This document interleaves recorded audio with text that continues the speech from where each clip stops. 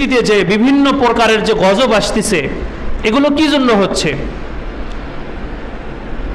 একটা হাদিসের কিতাব তিরমিজি শরীফ, আপনারা অনেকে নাম শুনেছেন। তিরমিজি শরীফের 2211 নম্বর হাদিসের ভিতর রাসূল সাল্লাল্লাহু আলাইহি ওয়াসাল্লাম বলেন, 15টি আলামত যখন পৃথিবীতে তোমরা দেখতে পারবে, তখন একের পর এক আল্লাহ তাআলার পক্ষ থেকে গজব আসবে।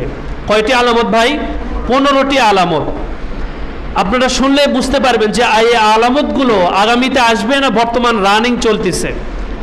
তো রাসূল সাল্লাল্লাহু আলাইহি ওয়াসাল্লাম তিরমিজি শরীফের এই হাদিসের মধ্যে বলেন, 15টি আলামত যেটা দেখলে বা যে সমস্ত আলামতগুলো তোমরা দেখলে বুঝতে পারবে যে এখন আল্লাহ তাআলার পক্ষ থেকে অনেক বড় বড় আযাব আসবে।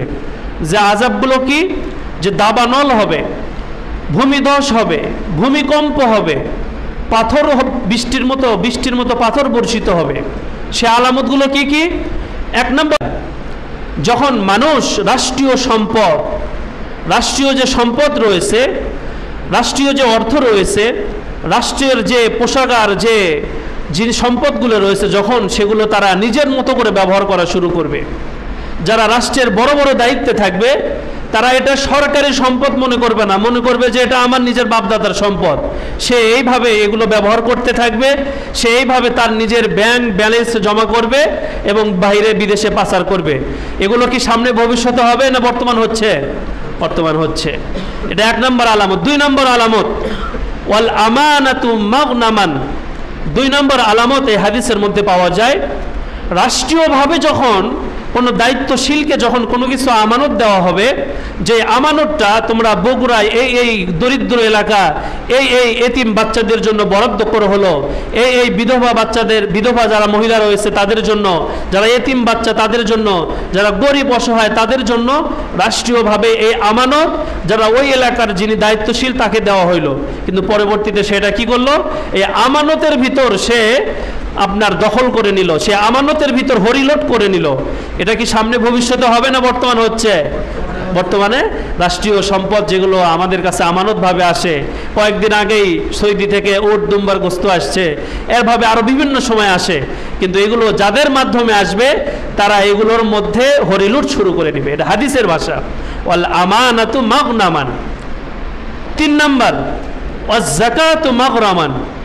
আল্লাহ তাআলা বান্দাদেরকে যে সম্পদ দিয়েছে, যাদের প্রতি জাকাত ফরজ হয়েছে, তাদেরকে যখন জাকাত আদায় করার কথা বলা হবে, সে এটাকে এক প্রকার বোঝা মনে করবে। আরে আল্লাহ তাআলা এটা কি হুকুম চালু করলো? আমার সম্পদ, মাই লাইফ মাই রুলস। হ্যাঁ, আমার সম্পদ, আমার জীবন, আমার যেভাবে মন চায় আমি সেভাবে খরচ করব, সেভাবে ব্যয় করব। অথচ আল্লাহ তাআলা কোরআন শরীফের আরেক জায়গায় কি বলেন? ওয়ামিম্মা রাযাকনাহুম ইউনফিকুন। তোমাকে আমি যে সম্পদ দিয়েছি, তোমাকে আমি যে অর্থ দিয়েছি, এটা তুমি আমার জন্য ক্ষয় করো। তোমার চেয়ে পৃথিবীতে অনেক জ্ঞানী মানুষ রয়েছে যাকে আমি তোমার মতো সম্পদ দিইনি। তোমার চেয়ে পৃথিবীতে অনেক মেধাবী রয়েছে, অনেক শক্তিশালী রয়েছে, কিন্তু আমি তোমার মতো তাকে এরকম অর্থ সম্পদ দেইনি। তাহলে অর্থ সম্পদ বেশি হওয়া এটা কি আমার নিজের ক্ষমতার বলে, না আল্লাহ তাআলা আমাকে দয়া করে দিয়েছেন? আল্লাহ তাআলা আমাকে দিয়েছে। এই জন্য আল্লাহ তাআলা বলতেছেন যাকাতু মাগরামান। যারা জাকাত দিতে গরিমিশি করবে, জাকাত দিতে চাবে না, তাদের উপরে এই সমস্ত গজব আসবে।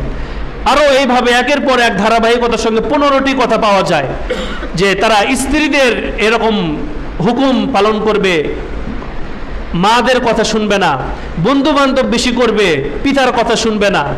এইভাবে সমাজের ভিতর যারা মূর্খ, যারা অযোগ্য, তারা সমাজের নেতা হবে। এইভাবে 15টির মতো, সময় সংক্ষিপ্ত, একদম সময় শেষ, আর কয়টা বলবো। মসজিদের বিষয় হট্টগোল হবে, আলোচনা হবে, নাচ গান, জিনা, ব্যভিচার, যখন এগুলো বৃদ্ধি হবে তখন আল্লাহ তাআলার পক্ষ থেকে কয়েকটি বড় বড় আযাব আসবে। এর ভিতরে 1 নম্বর আযাব হলো দাবানল। পৃথিবীতে বিভিন্ন অনেক দেশে আপনি শুনতে পারবেন যে কোনো কারণ ছাড়াই এইভাবে আগুন জ্বলতেছে, মাইলকে মাইল এরকম বিভিন্ন জায়গা, পাহাড়ের ভিতর, তারপরে গাছের ভিতর, এবং যে বাতাসগুলো ছড়িচ্ছে, বাতাসের মাধ্যমে আরেক জায়গায় আগুন চলে যাচ্ছে, অস্ট্রেলিয়ার দিকে, রাশিয়ার দিকে, আমেরিকার দিকে। এরকম ঘটনা আমরা দেখেন না যে দাবানল হবে? এটাও একটা কিয়ামতের আলামত। আর একটা আলামত হলো ভূমিধস হবে।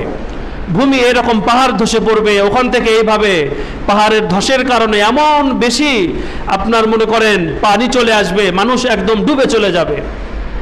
এরপরে 3 নম্বর যেই আলামত হবে কিয়ামতের সবচেয়ে বড় আলামত, সেটা হলো যে জালজালা, ভূমিকম্প হবে। এইরকম আরও অনেক বড় বড় শাস্তি।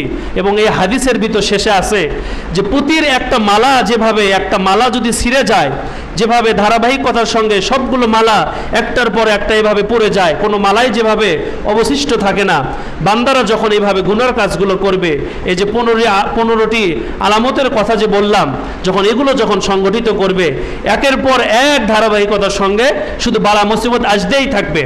আর আমাদের মনে হবে যে এখন যে বালা মুসিবতটা আসছে, পূর্বের সকল বালা মুসিবত এর কাছে ফেল। যেরকম কয়েকদিন আগে আমাদের কাছে করোনা ভাইরাস আসছিল, তখন মনে হয়েছিল পৃথিবীতে আমার জানা মতে এর চেয়ে বড় মুসিবত আর মনে হয় আসেনি। সামনেও এরকম একটা বালা মুসিবত এর চেয়েও বড় বড় আসবে।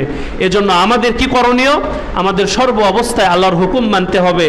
আল্লাহ আমাদের জন্য যে 5 ওয়াক্ত নামাজ ফরজ করে দিয়েছে, যে যাকাত ফরজ করে দিয়েছে, তারপরে গান, অশ্লীলতা, ফাহিশা, এগুলো কাছ থেকে যদি আমিও বেঁচে থাকতে পারি, আমার পরিবার, আমার সন্তানদেরকে যদি বেঁচে থাকতে পারি, আশা করা যায় বড় বড় বালা মুসিবত থেকে আল্লাহ তাআলা আমাদেরকে হেফাজত করবেন। সকলেই বলুন আমিন।